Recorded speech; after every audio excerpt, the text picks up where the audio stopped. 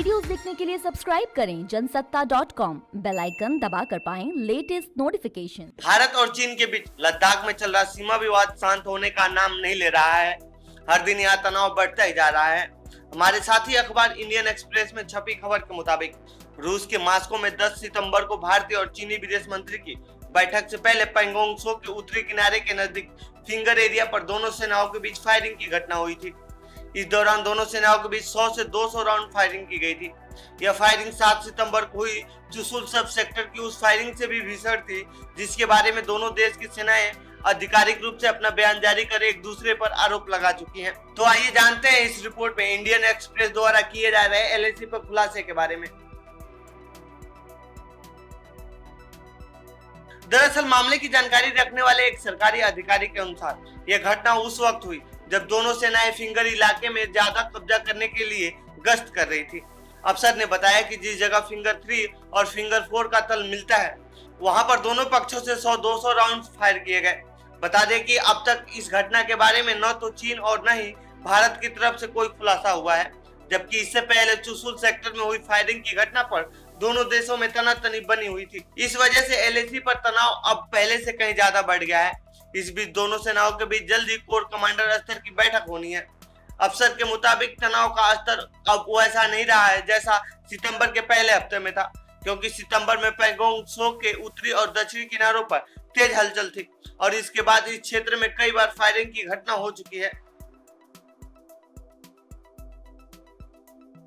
बता दें कि पिछले 45 साल से एलएसी पर कोई फायरिंग की घटना नहीं हुई थी, लेकिन इस साल अगस्त के अंत में हुए फायरिंग के बाद से यहाँ एक महीने के अंदर 3 बार फायरिंग की घटना हो चुकी है।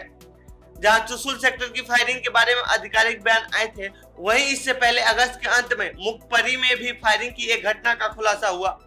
अब विदेश मंत्रियों की बैठक से पहले पैंगोंग त्सो पर 100 से 200 राउंड गोलीबारी की घटना सामने आई है, जो बेहद कम समय में ऐसा तीसरा मामला है। अधिकारी ने इसकी पुष्टि करते हुए कहा कि पहले एक छोटी घटना हुई थी जिसके बारे में हमारे जवानों ने बताना जरूरी नहीं समझा।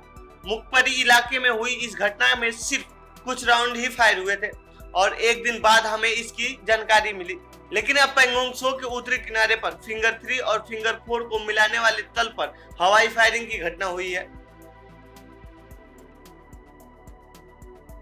अफसर ने बताया कि 29-30 अगस्त को एलएसी पर ऊंची चोटी पर कब्जा करने के बाद भारत फायदे वाली स्थिति में आ गया था। हालांकि चीनी सेना लगातार भारतीय सेना को पीछे हटाने की कोशिश में जुटी है।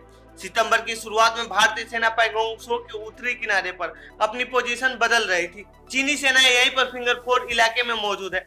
इसी दौरान दोनों के बीच फायरिंग की घटना हुई। इस जगह पर दोनों सेनाएं महज 500 मीटर की दूरी पर मौजूद है। हालांकि मॉस्को में पहले रक्षा मंत्री और फिर विदेश मंत्रियों की बातचीत के बाद स्थितियां सामान्य हुई हैं।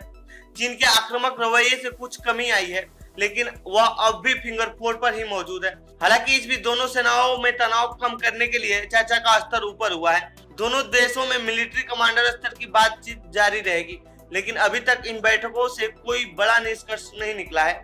तो ये थी भारत और चीन के बीच एलएसी पर चल रहे विवाद पर हमारी रिपोर्ट। आपको कैसी लगी यह रिपोर्ट कमेंट बॉक्स में बताएं। साथ ही इस पूरे मामले पर आप क्या कहना चाहते हैं कमेंट बॉक्स में लिखिए। बाकी देश दुनिया की खबरों के लिए बने रहिए जनसत्ता के साथ। धन्यवाद।